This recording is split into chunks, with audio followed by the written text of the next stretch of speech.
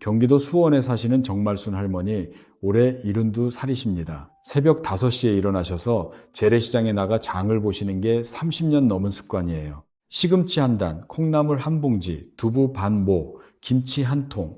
할머니는 늘 이렇게 말씀하셨습니다. 나는 밥을 잘 먹으니까 건강한 거야. 고기 안 먹어도 괜찮아. 채소 많이 먹으면 되지. 그런데 말입니다. 정말순 할머니 같은 분들 우리 주변에 정말 많으시죠. 사실 이 이야기를 왜 드리냐면요. 질병관리청이 발표한 2024년 국민건강영양조사 결과를 보고 저도 깜짝 놀랐습니다. 65세 이상 어르신 중 단백질 권장량에 미달하는 분이 절반이 넘었습니다. 절반이에요, 여러분. 10분 중 5분 이상이 단백질이 부족한 상태로 살고 계신 겁니다. 더 놀라운 건 말이죠. 이분들 대부분이 자기는 괜찮다고 생각하고 계셨다는 겁니다. 밥을 3끼 꼬박꼬박 드시니까요. 반찬도 여러 가지 드시니까요. 그런데 그 밥상에 단백질이 얼마나 들어있는지는 한 번도 따져본 적이 없으신 거예요. 오늘 이 영상에서는 우리가 단백질에 대해 완전히 잘못 알고 있는 4가지를 하나하나 짚어드리겠습니다. 그리고 오늘부터 바로 실천할 수 있는 방법까지 알려드릴게요. 끝까지 들으시면 여러분의 식탁이 달라집니다. 자, 첫 번째 착각입니다. 밥을 잘 먹으면 단백질 걱정은 없다. 이렇게 생각하시는 분 정말 많으십니다. 사실 저도 그렇게 알고 있었어요. 우리 한국 사람이잖아요. 우리가 그렇게 살아왔잖아요. 우리 밥심으로 사는 민족 아닙니까? 아침에 된장찌개에 밥, 점심에 김치찌개에 밥, 저녁에 불고기에 밥, 밥을 잘 먹으니까 다 괜찮은 거라고 생각하셨을 겁니다. 그런데 말이죠. 실제로 우리 어르신들의 식탁을 들여다보면요. 어떻게 설명드릴까요? 한국영양학회에서 조사한 결과를 보면 우리 65세 이상 어르신들이 아침에 섭취하는 단백질은 평균 12.6g입니다. 점심은 14.9g, 저녁은 14.1g이에요. 이 숫자가 뭐가 문제인지 아직은 감이 안 오실 수 있습니다. 잠시 후에 왜 이게 심각한 문제인지 정확히 말씀드리겠습니다. 지금은 일단 이것만 기억해 주세요. 우리 어르신들은 하루 3끼를 합쳐도 단백질을 41g 정도밖에 못 드시고 계십니다. 한국영양학회가 권장하는 양이 남성 50에서 55g, 여성 45에서 50g인데요. 3끼 합쳐서 겨우 41g이라니 이건 권장량에도 한참 못 미치는 겁니다. 그런데 더 안타까운 건요. 이 숫자는 평균이라는 거예요. 평균이 41g이면 절반의 어르신들은 이보다도 더 적게 드시고 계시다는 뜻입니다. 대구에 사시는 이원식 어르신, 올해 68이세요. 택시 운전을 30년 넘게 하신 분입니다. 허리가 아프다고 하셔서 병원에 가셨더니 의사 선생님이 허리 디스크가 아니라 근육이 너무 없다고 하셨대요. 이원식 어르신이 그러시더라고요. 선생님, 저는 밥을 잘 먹는데요. 왜 근육이 없습니까? 이분의 하루 식사를 들여다봤더니요. 아침에 김치에 계란 프라이 하나, 밥 한 공기, 점심은 택시 안에서 편의점 삼각김밥 2개, 저녁은 소주에 두부김치 이렇게 드시고 계셨어요. 계산을 해보면 어떻게 될까요? 아침 계란 프라이에 단백질이 약 7g, 점심 삼각김밥 2개에 약 8g, 저녁 두부에 약 9g, 하루 총 24g 정도입니다. 68kg인 이분에게 필요한 양의 절반도 안 되는 거예요. 이원식 어르신만의 문제가 아닙니다. 우리 주변을 한번 둘러보세요. 아침에 죽 한 그릇, 점심에 비빔밥 하나, 저녁에 나물 반찬에 밥, 이런 식사를 하시는 어르신들 굉장히 많으시잖아요. 이분들 대부분이 단백질이 심각하게 부족한 상태입니다. 밥은 잘 드시는데 우리 어르신들이 단백질이 없는 밥을 드시고 계신 거예요. 이게 왜 문제인지 이제 두 번째 착각으로 넘어가 보겠습니다. 두 번째 착각은요. 하루에 먹는 총량만 맞추면 된다라는 겁니다. 잠깐 이것부터 먼저 설명을 드려야 이해가 되실 거예요. 우리 몸에는 류신이라는 아미노산이 있습니다. 아미노산이 뭐냐고요? 쉽게 말씀드리면 단백질을 이루는 작은 조각이라고 생각하시면 됩니다. 벽돌로 집을 짓잖아요. 단백질이 집이라면 아미노산은 벽돌이에요. 그 중에서 류신이라는 벽돌이 특별합니다. 이 류신이 뭘 하느냐? 근육을 만드는 스위치를 켜는 역할을 합니다. 자물쇠가 있고 열쇠가 있다고 생각해 보세요. 류신이 열쇠입니다. 이 열쇠가 자물쇠에 딱 들어가야 근육 공장의 문이 열립니다. 그래야 근육이 만들어지기 시작하는 거예요.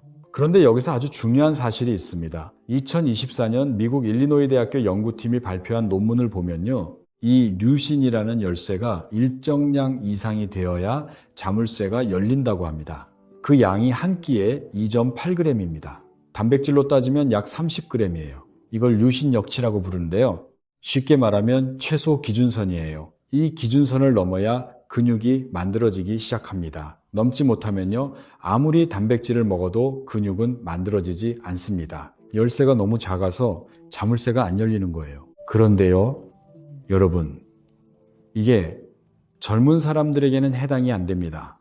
젊은 사람들은 단백질을 조금만 먹어도 근육이 잘 만들어져요. 하지만 60세가 넘으면 상황이 완전히 달라집니다. 우리 몸이 근육을 만드는 능력이 떨어지기 때문에 반드시 한 끼에 30g 이상의 단백질을 먹어야 근육 공장이 돌아가기 시작하는 겁니다. 자, 여기서 아까 제가 말씀드린 숫자를 다시 떠올려 보세요. 우리 어르신들이 아침에 드시는 단백질이 평균 12.6g이라고 했죠. 점심 14.9g, 저녁 14.1g, 30g에 미치는 끼니가 하나도 없습니다. 단 한 끼도요. 이게 무슨 뜻이냐면요. 우리 어르신들은 하루 3끼를 드시면서 근육 공장의 문을 한 번도 열지 못하고 계신 겁니다. 열쇠가 계속 부족한 거예요. 3끼 합쳐서 41g을 드시는 것과 한 끼에 30g을 드시는 것은 완전히 다릅니다. 이 차이가 정말 중요합니다. 비율을 하나 더 들어드리면요. 물을 끓인다고 생각해 보세요. 물이 끓으려면 100도가 되어야 하잖아요. 80도짜리 물을 3번 데워봤자 끓지 않습니다. 한 번에 100도를 넘겨야 끓는 거예요.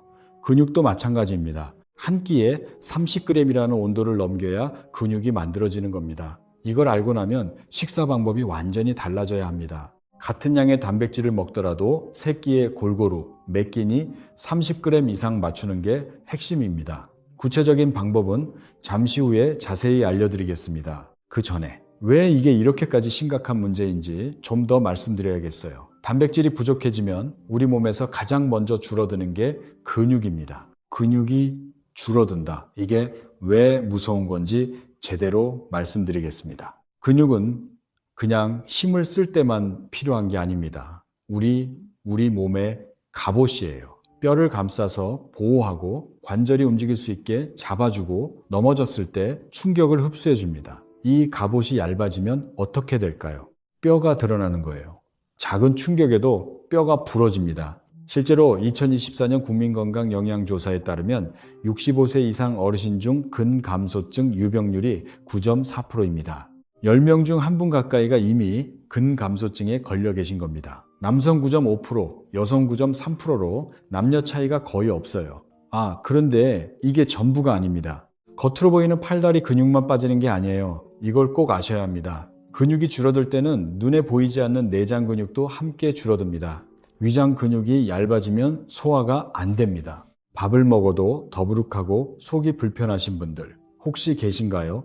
나이 탓이라고 넘기시는 분 많으신데요. 위 근육이 약해져서 그런 것일 수 있습니다. 방광 근육이 약해지면 어떻게 될까요? 화장실을 자주 가게 됩니다. 밤에 2-3번씩 일어나시는 분들 전립선 문제만 의심하시지 마세요. 방광 근육 약화일 수도 있습니다. 눈 주위 근육이 약해지면 눈꺼풀이 처지고 초점 맞추기가 어려워집니다. 볼살이 처지고 턱선이 무너지는 것도 근육이 빠지기 때문이에요. 2019년에서 2022년까지 유럽에서 진행된 대규모 연구가 있습니다. 50세 이상 3만 8천 명 이상을 추적 조사한 연구인데요. 단백질이 부족한 여성은 장보기에 어려움을 겪을 확률이 65%나 높았습니다. 특히 50세에서 65세 사이 여성은 화장실 이용에 어려움을 느낄 가능성이 2.27배, 그러니까 2배 이상 높았어요. 남성은 어떨까요? 무거운 물건을 밀거나 당기는 일에 어려움을 겪을 가능성이 44% 높은 것으로 나타났습니다. 여러분 잠깐 생각해 보세요. 장보기가 힘들어진다, 화장실 가기가 불편하다, 무거운 걸 들기 어렵다. 이건 그냥 불편한 정도가 아닙니다. 우리의 일상생활이 무너지는 겁니다. 혼자서 살 수가 없어진다는 뜻이에요. 우리가 가장 두려워하는 게 뭡니까? 자식들에게 짐이 되는 겁니다. 우리 건강할 때는 상상이 안 되시겠지만 장을 못 보고 화장실을 혼자 못 가고 물건을 못 들게 되면 결국 누군가의 도움 없이는 하루를 보낼 수 없게 됩니다. 이 연구팀이 뭐라고 했는지 아세요? 걷기, 일어서기, 장바구니 들기 같은 단순한 움직임에도 근력과 균형 감각이 필요한데 장기간 단백질이 부족하면 이런 기본 기능이 무너지고 결국 독립적인 생활을 잃게 된다고 했습니다. 이건 정말 안타까운 일입니다. 우리 세대가 얼마나 강한 세대입니까? 우리 어려운 시절 밥심으로 일하고 자식들 키우느라 우리 건강 뒤로하고 살아오신 분들인데 이제 단백질 하나 부족해서 혼자 생활하기 어려워진다니요. 그러면 근육은 왜 빠지는 걸까요? 나이가 들면 당연히 빠지는 거 아니냐고요. 맞습니다. 어느 정도는 자연스러운 현상이에요. 40대가 지나면 해마다 근육이 1%씩 줄어들기 시작합니다. 80세가 되면 최대 근육량의 절반까지 떨어질 수 있어요. 하지만요, 이 속도를 늦출 수 있습니다. 멈출 수도 있고 어느 정도는 되돌릴 수도 있어요. 그 열쇠가 바로 단백질입니다. 적절한 양의 단백질을 적절한 방법으로 드시면 근육이 줄어드는 속도를 크게 늦출 수 있습니다. 자, 여기서 지금까지 말씀드린 것 한번 정리하겠습니다. 첫째, 우리 어르신들 절반 이상이 단백질이 부족합니다. 밥을 잘 먹는다고 단백질이 충분한 게 아니에요. 둘째, 같은 양을 먹더라도 한 끼에 30g 이상 먹어야 근육이 만들어집니다. 세 끼에 조금씩 나눠 먹으면 근육 공장의 문이 열리지 않아요. 셋째, 근육이 빠지면 팔다리뿐 아니라 위장, 방광, 눈까지 약해지고 결국 혼자 생활하기 어려워집니다. 여기까지 따라오고 계시죠? 그런데 말입니다. 단백질이 중요한 이유가 근육 때문만이 아닙니다. 이것은 많은 분들이 모르고 계시는 사실인데요. 세 번째 착각으로 넘어가기 전에 수원에 사시는 최영란 할머니 이야기를 잠깐 해드리겠습니다. 최영란 할머니, 올해 66이세요. 초등학교 교사로 30년 넘게 일하시다가 3년 전에 퇴직하셨어요. 퇴직하시고 나서 부쩍 깜빡깜빡하는 게 심해지셨대요. 열쇠를 어디 뒀는지 모르겠고 약속을 잊어버리고 가스 끄는 걸 까먹고 처음에는 그냥 나이 탓이려니 하셨는데 점점 심해지시니까 걱정이 되기 시작하셨다고 해요. 혹시 치매가 오는 건 아닌지 병원에 가셨더니 의사 선생님이 뜻밖의 말씀을 하셨습니다. 치매가 아니라 영양 상태를 먼저 확인해 보자고요. 검사 결과 최영란 할머니는 단백질이 심각하게 부족한 상태였습니다. 그런데 사실 근육이 빠지는 게 우리 몸에서 하루아침에 일어나는 일은 아닙니다. 천천히, 아주 천천히 빠져요. 그래서 더 무서운 겁니다. 우리 어느 날 갑자기 무릎에 힘이 없어서 계단을 못 오르고 어느 날 갑자기 병뚜껑을 못 따고 어느 날 갑자기 의자에서 일어나기가 힘들어집니다. 그때 가서야 뭔가 잘못됐구나 하고 깨닫게 되는데요. 그때는 이미 근육이 많이 빠진 상태인 경우가 많습니다. 이걸 한번 확인해 보는 방법이 있어요. 우리 집에서 간단하게 하실 수 있습니다. 의자에 앉아서 팔에 힘 없이 다리 힘만으로 일어서 보세요. 이게 힘드시면 이미 허벅지 근력이 약해진 겁니다. 또 양말을 서서 신을 수 있는지 해보세요. 한 발로 서서 양말을 신는 게 어려우시면 균형 감각과 다리 근력이 떨어진 거예요. 또 하나, 허벅지 둘레를 재보세요. 우리 몸에서 근육이 가장 많은 곳이 허벅지입니다. 따로 다이어트를 하지 않았는데 바지가 헐렁해졌다? 기뻐하실 일이 아닙니다. 그건 지방이 빠진 게 아니라 근육이 빠진 것일 수 있어요. 이원식 어르신도 바로 이 경우였습니다. 택시 운전을 하시면서 바지가 헐렁해졌는데 좋아하셨대요. 살 빠졌다고요. 그런데 실은 허벅지 근육이 빠진 거였어요. 앉아서 운전만 하시니까 근육을 쓸 일이 없었고 먹는 단백질도 부족했으니 근육이 계속 줄어든 겁니다. 여러분 중에도 혹시 최근에 바지가 헐렁해지신 분 계세요? 한번 체크해 보셔야 합니다. 체중계 숫자만 보시지 마시고 허벅지 둘레를 한번 재보세요. 남성은 허벅지 둘레가 53cm 미만, 여성은 50cm 미만이면 근감소증을 의심해 볼 필요가 있습니다. 근육이 빠지면 단순히 힘이 없어지는 것만이 아닙니다. 우리 몸의 체온 조절도 어려워져요. 근육은 우리 몸에서 열을 만들어내는 난로와 같거든요. 근육이 줄면 체온이 떨어지고 쉽게 추위를 느끼게 됩니다. 겨울에 유독 추위를 많이 타시는 분, 혹시 근육이 부족한 건 아닌지 생각해 보실 필요가 있어요. 또 혈당 조절에도 영향을 줍니다. 근육은 혈액 속에 포도당을 흡수하는 스펀지 역할을 하거든요. 이 스펀지가 작아지면 혈당을 흡수할 공간이 줄어들어서 혈당이 올라갑니다. 실제로 근감소증이 있는 어르신들은 당뇨병 발생 위험이 더 높다는 연구 결과가 있습니다. 자, 이제 세 번째 착각입니다. 단백질은 근육에만 중요하다. 이렇게 알고 계신 분들이 대부분이실 겁니다. 틀렸습니다. 단백질은 우리 뇌에도 직접적인 영향을 줍니다. 이건 최근에야 밝혀진 사실인데요. 솔직히 저도 이걸 알고 좀 놀랐어요. 2024년에 발표된 연구 하나를 소개해 드리겠습니다. 알츠하이머 연구저널에 실린 논문인데요. 치매가 없는 어르신 196명을 대상으로 단백질 섭취량과 기억력의 관계를 조사했습니다. 결과가 어땠을까요? 단백질을 충분히 드시는 분들이 기억력이 유의미하게 좋았습니다. 그리고 전반적인 인지 기능, 그러니까 생각하고 판단하고 기억하는 능력 전체가 더 좋았어요. 이것만이 아닙니다. 중국에서 10년간 진행된 대규모 추적 연구가 있는데요. 이 454명의 어르신을 2008년부터 2018년까지 따라간 겁니다. 단백질을 자주 드시는 분들일수록 인지 기능이 잘 유지되는 것으로 나타났습니다. 왜 그럴까요? 좀 쉽게 설명을 드려볼게요. 우리 뇌에는 신경 전달 물질이라는 것이 있습니다. 뇌세포끼리 대화를 나눌 때 쓰는 일종의 편지라고 생각하시면 됩니다. 이 편지를 만드는 재료가 바로 아미노산, 그러니까 단백질의 구성 요소입니다. 단백질이 부족해지면 편지를 만들 재료가 없어지는 거예요. 뇌세포끼리 대화가 끊기기 시작합니다. 그래서 기억력이 떨어지고 집중이 안 되고 깜빡깜빡하게 되는 겁니다. 아까 최영란 할머니가 퇴직 후에 깜빡깜빡 하신다고 했죠? 퇴직하시면서 혼자 드시는 식사가 많아지셨대요. 대충 국에 밥 말아서 드시거나 과일로 때우시거나 그러다 보니 단백질이 크게 줄어든 겁니다. 근육만 빠진 게 아니라 뇌도 영향을 받은 거였어요. 그리고 한 가지 더요. 단백질은 우리 몸의 면역 체계에도 깊이 관여합니다. 면역 세포를 만드는 재료가 단백질이거든요. 감기에 잘 걸리시는 분, 상처가 잘 안 낫는 분, 잔병 치레가 많아진 분, 혹시 이런 분 계세요? 단백질 부족 신호일 수 있습니다. 또 호르몬에도 영향을 줍니다. 특히 성장 호르몬이라는 게 있는데요. 이름 때문에 아이들에게만 필요한 거 아니냐고 생각하실 수 있는데 그렇지 않습니다. 우리 어른들에게도 성장 호르몬이 아주 중요해요. 이게 부족해지면 골밀도가 낮아지고 피로를 쉽게 느끼고 병 후에 회복이 느려집니다. 단백질이 부족하면 이 성장 호르몬 분비도 줄어듭니다. 정리하면 이렇습니다. 단백질이 부족하면 근육만 빠지는 게 아니라 뇌 기능이 떨어지고 면역력이 무너지고 호르몬 균형이 깨집니다. 우리 몸 머리부터 발끝까지 영향을 받는 거예요. 여러분, 이게 바로 세 번째 착각입니다. 단백질이 근육에만 중요하다? 아닙니다. 뇌에도 면역에도 호르몬에도 중요합니다. 단백질은 우리 몸 전체를 지탱하는 기둥인 겁니다.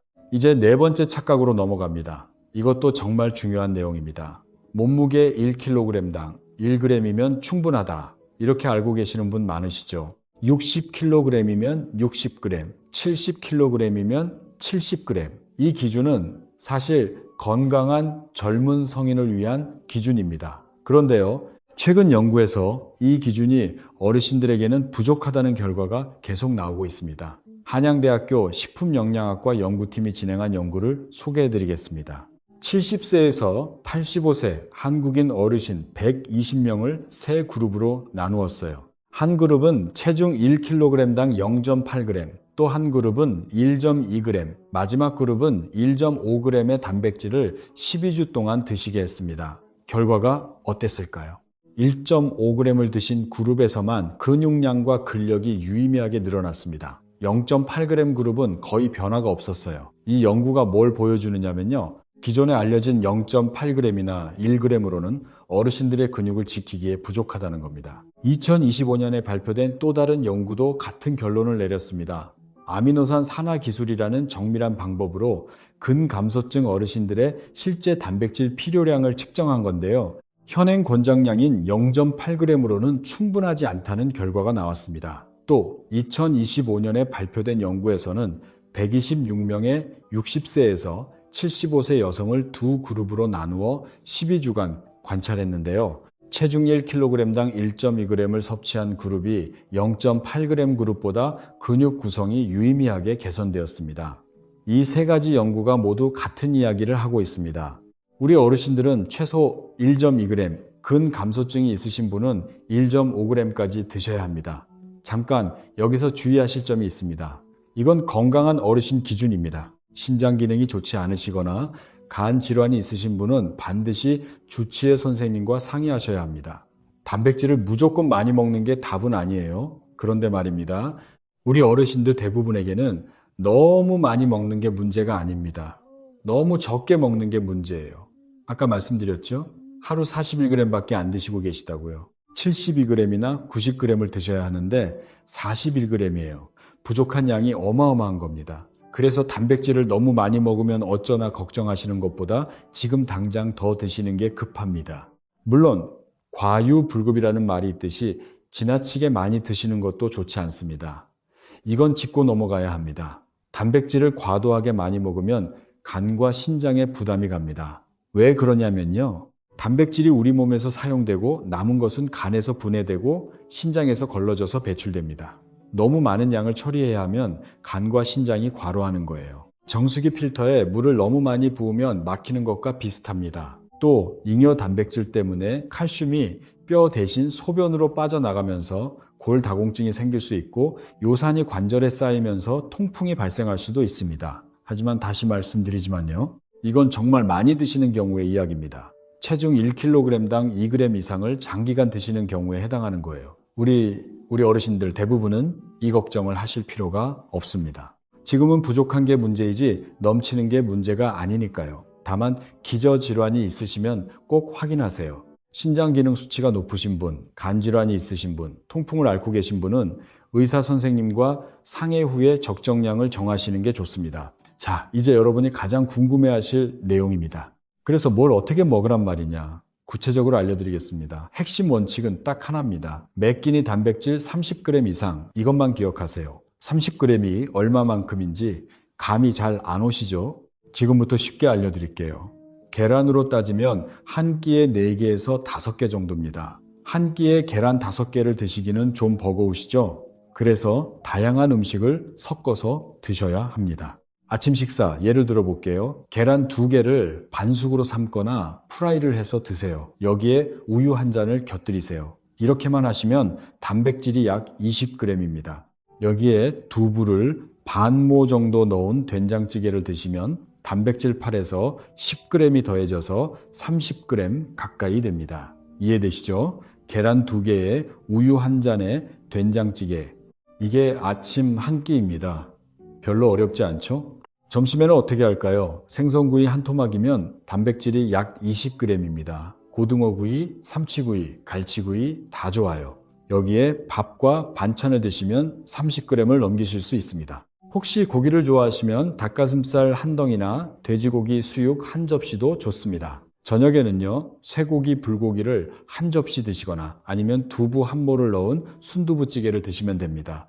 여기에 계란 하나를 더 넣으시면 금상첨화예요. 그런데 여기서 한 가지 더 알아야 할 것이 있습니다. 아까 류신이란 열쇠 이야기했죠? 이 류신이 많이 들어있는 음식이 따로 있습니다. 2025년 연구에 따르면 동물성 단백질이 식물성 단백질보다 근감소증 예방에 더 효과적인 것으로 나타났는데요. 그 이유가 바로 류신 함량 차이입니다.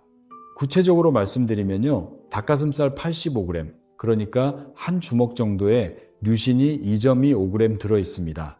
그런데 두부 같은 양에는 0.73g밖에 안 들어있어요. 3배 이상 차이가 납니다. 그렇다고 두부가 나쁘다는 뜻은 아닙니다. 두부도 훌륭한 단백질 공급원이에요. 다만 두부만으로는 류신 역치를 넘기기가 어렵다는 겁니다. 그래서 동물성 단백질과 식물성 단백질을 함께 드시는 게 가장 좋습니다. 류신이 풍부한 음식을 정리해드리면요. 첫째, 계란입니다. 가장 쉽고 저렴합니다. 둘째, 닭가슴살이나 닭다리살. 셋째, 생선류, 특히 고등어, 참치, 연어가 좋습니다. 넷째, 우유와 요거트. 다섯째, 쇠고기나 돼지고기. 이 5가지를 돌아가면서 매 끼니 하나씩 넣어주시면 됩니다. 비용이 걱정되신다고요? 계란은 한 판에 5,000원에서 7,000원이면 사실 수 있어요. 하루 4-5개 드시면 일주일에 2판이면 충분합니다. 한 달에 4만원에서 6만원. 비싼 건강보충제보다 훨씬 싸고 효과는 더 확실합니다. 돈 한 푼 안 들이고도 할 수 있는 방법도 있어요. 바로 식사 순서를 바꾸는 겁니다. 밥부터 드시지 마시고 단백질 반찬을 먼저 드세요. 계란이나 생선, 고기를 먼저 드시고 나서 밥과 채소를 드시는 겁니다. 이렇게만 바꿔도 단백질 흡수율이 좋아지고 혈당도 안정됩니다. 아까 이야기한 최영란 할머니 기억하시죠? 깜빡깜빡하셔서 병원에 가셨다가 단백질 부족 진단을 받으신 분이요. 최영란 할머니가 의사 선생님 말씀을 듣고 우리처럼 식사를 바꾸셨어요. 아침에 계란 2개와 우유 1잔을 꼭 드시기로 하셨고 점심에는 생선이나 고기를 반드시 넣었어요. 저녁에는 두부와 계란을 활용해서 단백질을 보충하셨습니다. 어떻게 되었을까요? 한 달쯤 지나니까 피로감이 줄기 시작했대요. 2달째에는 기억력이 좀 나아진 것 같다고 하셨고요. 3달이 지나니까 주변에서 최 선생님, 요즘 얼굴이 좋아졌다고 뭐 하셨냐고 물어보는 사람이 많아졌다고 해요. 최영란 할머니가 이렇게 말씀하셨어요. 선생님, 저는 비싼 영양제도 안 먹었어요. 그냥 매 끼니 계란이랑 고기 좀 더 챙겨 먹었을 뿐인데 이렇게 달라질 줄 몰랐어요. 여러분도 할 수 있습니다. 특별한 게 아니에요. 매 끼니 계란 2개, 아니면 생선 1토막, 아니면 고기 1줌, 이것만 추가하시면 됩니다. 구체적인 하루 식단 예시를 하나 더 드려볼게요. 이건 돈을 최대한 아끼면서도 단백질 30g을 매 끼 맞출 수 있는 방법입니다. 아침이요, 달걀 2개를 반숙으로 삶으세요. 여기에 우유 1잔, 200ml요. 그리고 밥에 김 1장. 이러면 단백질이 약 22g이에요. 여기에 멸치볶음을 1숟가락만 곁들이면 27g, 된장국에 두부 조금 넣으면 30g을 넘기실 수 있어요. 점심은 어떨까요? 고등어구이 1토막, 이게 약 20g입니다. 여기에 콩나물국이나 계란찜을 곁들이면 30g 가까이 됩니다. 고등어 한 마리가 2,000원에서 3,000원이면 사실 수 있잖아요. 반으로 잘라서 이틀 드시면 한 끼에 1,500원도 안 되는 겁니다. 저녁은요, 돼지고기 수육을 한 접시 만들어 보세요. 삼겹살 200g이면 단백질이 약 32g입니다. 삶아서 기름을 빼고 드시면 포화지방 걱정도 줄어듭니다. 아니면 닭다리 2개를 구워 드시는 것도 좋아요. 간식은 어떻게 할까요? 오후에 출출하실 때 삶은 달걀 하나 또는 그릭 요거트 1개, 이것만으로도 단백질 6에서 10g을 추가할 수 있어요. 이렇게 드시면 하루 총 단백질 섭취량이 90g에서 100g 정도 됩니다. 60kg인 분이시면 체중 1kg당 1.5g을 충분히 넘기시는 거예요. 비용을 한번 계산해 볼까요? 달걀 하루 3, 4개에 약 600원, 고등어 반 토막에 500원, 돼지고기 200g에 2영원 정도, 우유 한 잔에 500원. 하루에 5,000원 안팎이면 충분합니다. 한 달이면 15만 원 정도예요. 비싼 영양제나 단백질 보충제를 사시는 것보다 훨씬 경제적이고 무엇보다 자연식품이 몸에 더 잘 맞습니다. 우리 어르신들은 보충제보다 우리 밥상에서 해결하시는 게 가장 좋아요. 한 가지 팁을 더 드리면요. 한 번에 고기나 생선을 많이 사서 소분하셔서 냉동해 두시면 편합니다. 닭가슴살을 한 팩 사서 한 끼 분량씩 나누어 냉동하시고 그날 아침에 냉장실로 옮겨 녹이시면 저녁에 바로 요리하실 수 있어요. 이렇게 하면 매일 장을 보지 않아도 되니까 훨씬 편하시죠. 자, 이제 오늘 말씀드린 내용 전체를 정리하겠습니다. 오늘 우리가 깨뜨린 착각 4가지 다시 한번 짚어볼게요. 첫째, 밥을 잘 먹으면 단백질 걱정 없다? 아닙니다. 우리 어르신들은 3끼 합쳐서 41g 밖에 못 드시고 계십니다. 권장량에 한참 모자랍니다. 둘째, 하루 총량만 맞추면 된다? 아닙니다. 한 끼에 30g 이상을 드셔야 류신 역치를 넘겨서 근육 공장의 문이 열립니다. 3끼에 조금씩 나눠 먹으면 열쇠가 너무 작아서 문이 안 열려요. 셋째, 단백질은 근육에만 중요하다? 아닙니다. 뇌기능, 면역력, 호르몬, 균형까지 단백질이 관여합니다. 단백질이 부족하면 기억력이 떨어지고 감기에 잘 걸리고 회복이 느려집니다. 넷째, 체중 1kg당 1g이면 충분하다? 어르신들에게는 부족합니다. 최소 1.2g, 근감소증이 있으시면 1.5g까지 드셔야 합니다. 한국인 어르신 120명을 대상으로 한 연구에서 1.5g을 드신 분들만 근육이 늘었습니다. 이 4가지 꼭 기억해 주세요. 그리고 실천은 이렇게 하시면 됩니다. 매 끼니 단백질 30g, 계란 2개에 우유 1잔, 또는 생선 1토막에 두부 반모, 또는 고기 1줌에 계란 하나. 이렇게 조합하시면 30g 넘기실 수 있습니다. 그리고 운동도 함께 하셔야 합니다. 단백질만 먹는다고 근육이 생기는 게 아니에요. 운동을 해야 단백질이 근육으로 갑니다. 아침에 산책 30분, 가벼운 스트레칭, 의자에 앉았다 일어서기 10번. 이 정도면 충분합니다. 비용도 안 들고 시간도 얼마 안 걸려요. 자, 마지막으로 아까 처음에 이야기했던 수원의 정말순 할머니 이야기로 돌아가 볼게요.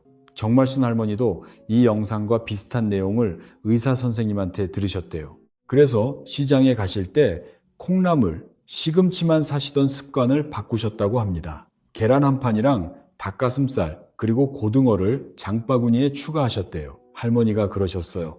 처음에는 좀 귀찮았어. 아침에 계란 삶고 우유 데우고. 근데 한 달 하고 나니까 아침에 일어나는 게 좀 수월해졌어. 2달 되니까 시장 갈 때 장바구니가 무겁지 않더라고. 그게 참 신기했어. 여러분, 이게 단백질의 힘입니다. 거창한 게 아닙니다. 비싼 보충제도 필요 없고 병원에 가지 않아도 됩니다. 우리 식탁에 계란 2개, 고기 1점, 생선 1토막만 더 올려놓으면 됩니다. 우리 세대, 젊을 때는 자식들 먹이느라 정작 우리 몸은 챙기지 못했습니다. 이제는 우리 차례입니다. 우리가 건강해야 손주들과 공원에서 뛰어놀 수 있고 여행도 다닐 수 있고 자식들에게 짐이 안 됩니다. 오늘 영상에서 말씀드린 2가지만 기억하세요. 매 끼니 단백질 30g, 그리고 류신이 풍부한 계란과 생선을 빠뜨리지 마세요. 이 2가지가 여러분의 근육을, 뇌를, 건강한 노후를 지켜줄 겁니다. 오늘도 이렇게 끝까지 들어주신 여러분께 진심으로 감사드립니다. 이 영상이 조금이라도 도움이 되셨다면 주변에 혼자 식사하시는 부모님이나 이웃 어르신에게도 꼭 알려주세요. 함께 알면 함께 건강해질 수 있으니까요. 우리 모두 튼튼한 몸으로 오래오래 웃는 날들 보내시길 바랍니다.